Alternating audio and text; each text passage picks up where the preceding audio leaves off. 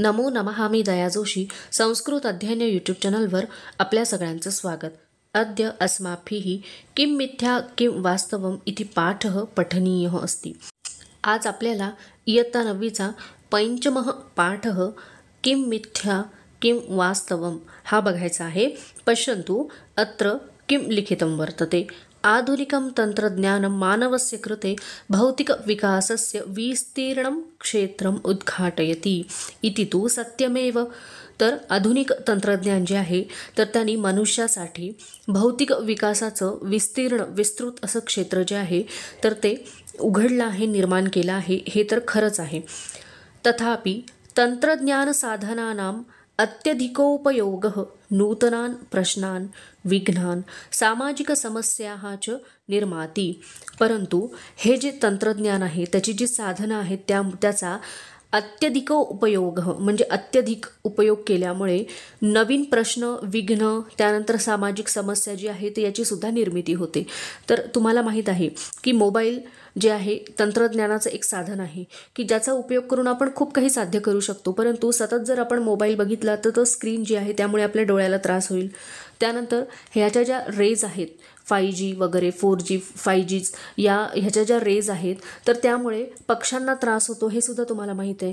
म्हणजे जसं आपण अतिशय प्रगती करून अधिकाधिक प्रगती करण्याचा प्रयत्न करत आहोत तर तसं समाजाला आणि समाजातल्या इतर घटकांना त्याचा त्रास मात्र होतो आहे. मिथ्या तथा च वास्तवम एतयोः मध्ये भेदः ज्ञातव्यः अस्माभिः. आणि मिथ्या म्हणजे खोटं आणि वास्तवम म्हणजे खरं एतयोः मध्ये या दोघांमध्ये काय भेद म्हणजे फरक आहे तो आपण जाणून घेतला पाहिजे. ज्ञातव्यः म्हणजे जाणून घेतला पाहिजे. आधुनिक कालस्य इयमेवावश्यकता आणि आधुनिक काळाची ही आवश्यकता आहे. या पाठाची लेखिका कोण आहेत? श्रीमती मुग्धा रिसबूड. तर यांनी हा पाठ जो आहे तो लिहिलेला आहे. चला तर मग आपण पाठाला सुरुवात करूयात.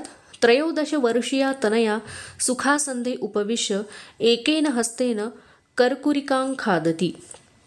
13 वर्षाची जी ही तनया आहे ती सुखासंधे म्हणजे सोफ्यावरती बसून उपविश्य बसून एकेन हस्तेन एका हाताने कुरकुरे खात आहे.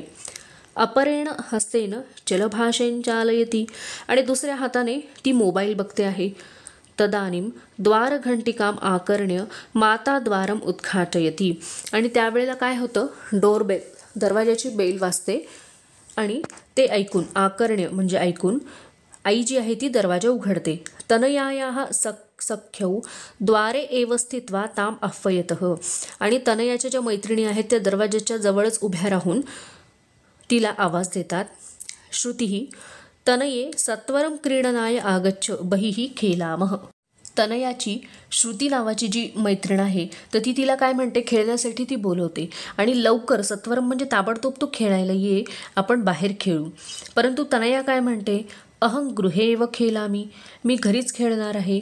मग राजसी म्हणते किम खेलसी, काय खेळणार आहेस तू? मग तनया म्हणते चलभाषम दर्शयित्वा, तिचा मोबाईल ती मैत्रिणींना दाखवते आणि म्हणते एतस्मिन चलभाषे, या मोबाईलवरती यष्टी कंदुक क्रीडा म्हणजे बॉल आणि बॅट, त्यानंतर पादकंदुक क्रीडा फुटबॉल, वाहन क्रीडा म्हणजेच जो गेम असतो गाडीचा तो, त्यानंतर पत्र क्रीडा, त्यानंतर पत्ते, चतुरंग क्रीडा म्हणजे सापशिडी इत्यादयः सर्वाः क्रीडाः सन्ति. ह्या सगळे जे गेम आपण खेळतो तर ते सगळे म्हणजे इनडोअर आणि आउटडोअर्स तर ते सगळे गेम कुठे आहेत? मोबाईलमध्ये आहेत.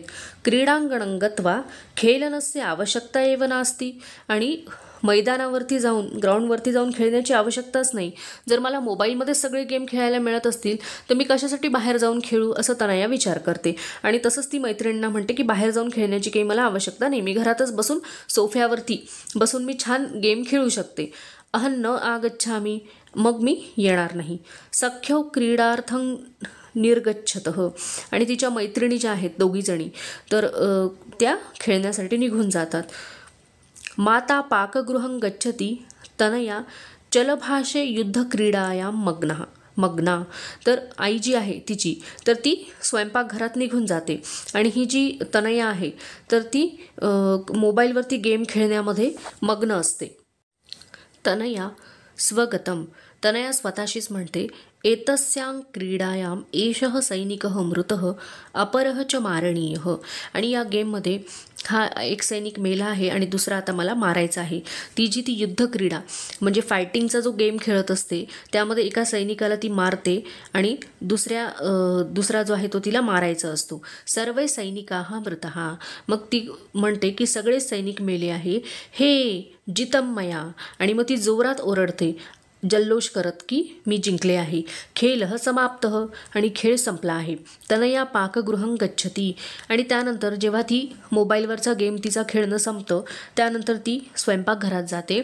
अंब बुभुक्षिता अस्मी. आईला म्हणते की मला भूक लागली आहे. माता तिची आई म्हणते, तनये मम चलभाषे येतानी छायाचित्राणी पश्य. माझ्या मोबाईलवरती हे सगळे तू छायाचित्राणी म्हणजे फोटोज जे आहेत तर ते तू पहा. तनया खाद्यपदार्थानां छायाचित्राणी पश्यती. आणि मग तनया खाद्यपदार्थांचे जे फोटो आहेत ते पाहते आईच्या मोबाईलमध्ये.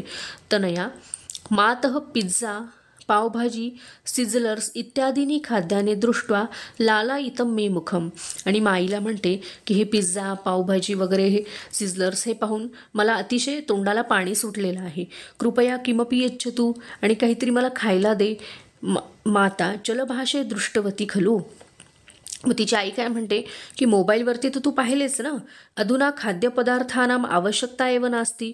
आणि मग तुला खाण्याची काय आवश्यकता आहे, तू पाहूनच तुझं पोट भरलं असेल. अहन्न यच्छामी. आणि मी तुला काही हे खायला देणार नाही आहे. तनया चलभाषे भोजनम दृष्ट्वा बुभुक्षा शांता कथम भवेत.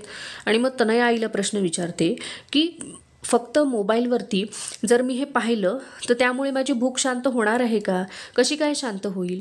त्यावेळेला तिची आई म्हणते, यदि एतत् सत्यम.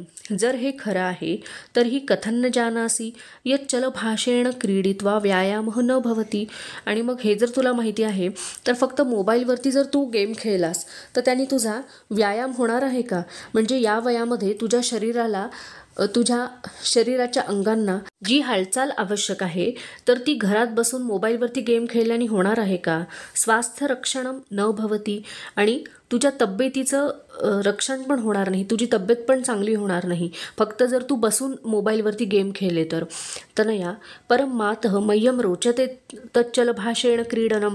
तर मग ती म्हणते, आई हे बरोबर आहे परंतु मला मोबाईलवरती गेम खेळणं आवडतं. माता मग तिची आई म्हणते, तनये यद्यद रोचते तत्तत्सर्वं स्वास्थ्यकरम हितकरम आरोग्यपूर्णम न भवती. आणि मग तुला यद्यद रोचते जे जे काही आवडतं तत्तत्सर्वम ते सगळं स्वास्थ्यकरम हितकरम आरोग्यपूर्णम म्हणजे स्वास्थ्य देणारं, त्यानंतर आपलं हित पाहणारं, त्यानंतर आरोग्याला लाभदायक असतंच असं नाही. सम्यक क्रीडा पौष्टिकम अन्नम रात्रौ निद्रा आरोग्याय भवती. आणि योग्य प्रकारे मैदानावरती जाऊन खेळणं, त्यानंतर पौष्टिक जेवण जेवणं आणि रात्री व्यवस्थित पूर्ण झोप, तर ह्या सगळ्यामुळे आरोग्यप्राप्ती होते. चलभाषे आभासात्मकं विश्वम न वास्तवम. आणि मोबाईलवरचं जे आभासात्मक जग आहे तर ते वास्तव नाही आहे, खरं नाही आहे, आभासी आहे ते सगळं. तनया तर ही किंग चलभाषस्य उपयोग एव न करणीयः. तर मग आता मोबाईलचा उपयोगच करायचा नाही का अशी तनया आईला विचारते. माता तथा न आवश्यकतानुसारम योग्य उपयोग करणीय एव. आणि आवश्यकतेनुसार योग्य उपयोग तर करायचाच आहे किंतु अति सर्वत्र वर्जयेत. परंतु अति करणं हे चुकीचं आहे, ते सगळीकडे टाळलं गेलं पाहिजे. तनया आम मातः इतः परम चलभाषस्य योग्यम उपयोगं करोमि. तर तनया म्हणते की मी नक्की यानंतर मोबाईलचा योग्य तेथेच उपयोग करीन. दिवसभर गेम खेळण्यामध्ये मी माझा वेळ घालवणार नाही. इथे आपला पाठ संपलेला आहे. माझा जर व्हिडिओ तुम्हाला आवडला असेल तर लाईक करा, शेअर करा आणि माझ्या यूट्यूब चॅनलला सबस्क्राईब करा. धन्यवाद.